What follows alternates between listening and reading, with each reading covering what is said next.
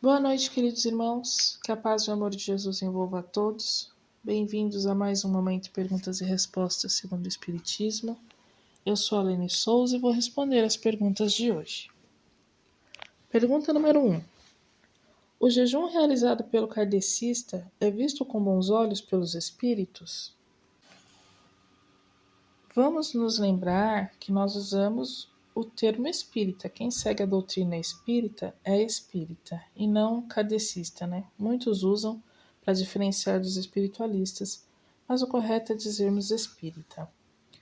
O espírita ele não faz jejum de alimentos com a mesma finalidade de outros cristãos, né? Nos dias de reunião mediúnica, ele evita comer carne e alguns alimentos, porque ele sabe que pode atrapalhar na reunião mediúnica. O jejum que todo espírita tem que fazer, que é aquele que é ensinado por Jesus, é o jejum das fofocas, do orgulho, do desrespeito, do fanatismo, da vaidade exagerada, da tristeza, da maledicência, da maldade, né, como um todo. O jejum que devemos fazer é esse, é cortar toda a maldade, aquilo que a gente ainda traz dentro de nós e que nós sabemos que não é legal, que não é bom. E essa força de vontade em nos melhorarmos, em cortar essas coisas de nós, com certeza é visto com bons olhos pelos nossos amigos espirituais. Pergunta número 2. O que é mediunidade de transporte? No Espiritismo, a mediunidade de transporte ela está dentro da mediunidade ali de efeitos físicos. É aquela em que o médium ele auxilia na doação de fluidos, ele auxilia os espíritos a transportarem objetos, a trazerem às vezes até alguns objetos para onde o médium está. Tipo, objetos pequenos, uma joia, flor, coisas pequenas. É esse tipo de mediunidade.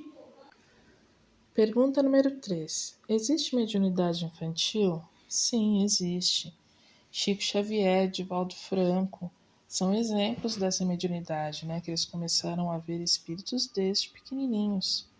O importante, se isso estiver acontecendo na sua família, é os pais acolherem isso com naturalidade, sabe? Conversar com a criança com explicações breves, simples, fazer prece com eles. Geralmente não se indica uma criança trabalhar a sua mediunidade, até pelos inconvenientes que pode trazer ao organismo dela, né? E também abalos psicológicos, uma imaginação excessiva.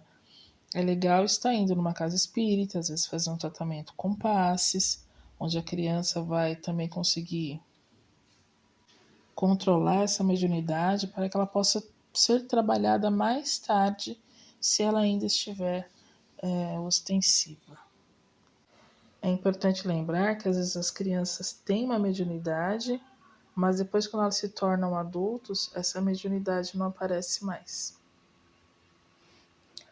Pergunta número 4. Como o Espiritismo explica qual o objetivo da vida?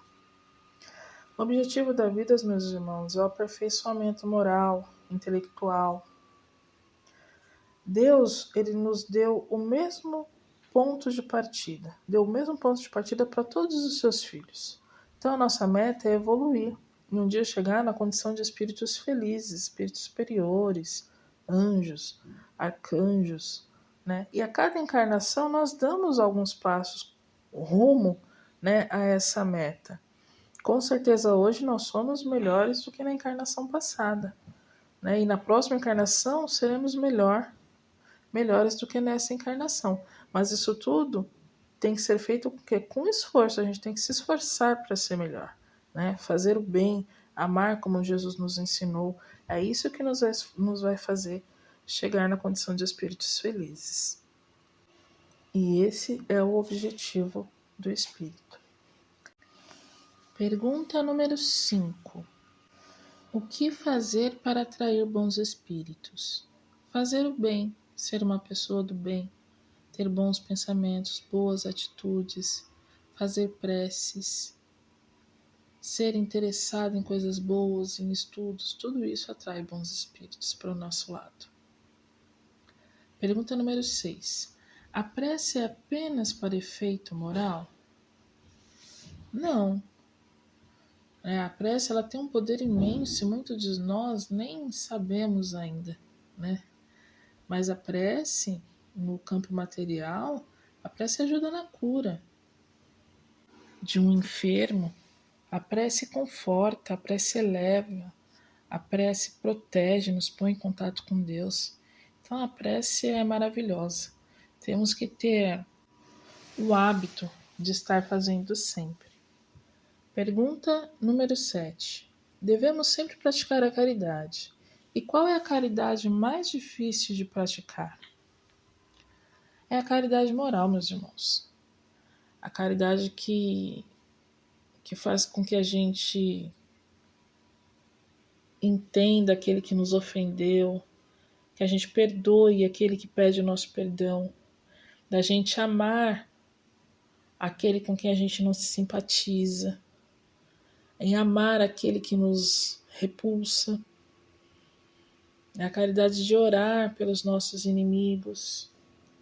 A caridade ela não é só material, né? A caridade é você dar uma palavra amiga, dar um abraço àquele que está necessitado.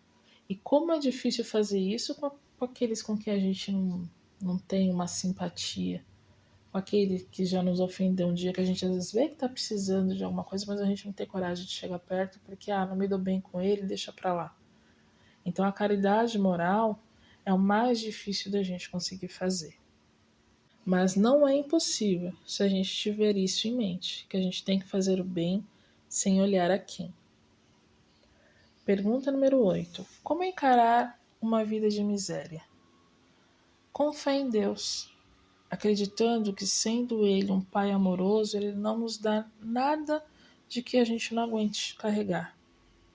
A miséria é uma das provas mais duras que existe. Uma coisa é você se privar de algum alimento, de um bem por vontade própria, né?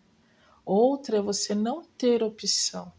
É você não ter de onde tirar para sua própria sobrevivência. Mas deve-se encarar essas fases de sofrimento com resignação, sem se lamentar, sem se revoltar contra Deus. Porque muitas vezes fomos nós mesmos que às vezes pedimos para passar por uma prova durante a vida. E não há nada, não há sofrimento que dure eternamente. Devemos sempre nos lembrar disso. Pergunta número 9. Divaldo Franco é um exemplo para ser seguido? Com certeza, Divaldo é um homem espetacular. É um homem íntegro, caridoso, benfeitor, amoroso. É o maior orador espírita brasileiro que nós temos. É um médium excelente. É difícil até falar do Divaldo sem expressar amor, porque são tantos adjetivos que ele carrega. Assistam um filme sobre a vida dele, Divaldo, Mensageiro da Paz. Esse filme ele é fantástico. Pergunta número 10. O que acontece com a pessoa que é preconceituosa quando morre? É difícil dizer exatamente o que acontece, mas assim, a cada um é dado segundo as suas obras. Quando o ser humano faz a sua passagem, ele se depara no mundo espiritual, é ali que é a hora da verdade. É ali que as ilusões caem por terra. É ali que a consciência cobra. Então, meus irmãos, vamos fazer o bem, vamos tentar eliminar de nós aquilo que a gente sabe que não é bom, vamos tentar ser melhor a cada dia, para a gente poder ter um futuro mais ameno, mais alegre, mais feliz. Meus irmãos, por hoje é só. Obrigada a todos que enviaram suas perguntas para o trabalho de hoje, para o estudo de hoje. Que Jesus ilumine a todos e até semana que vem.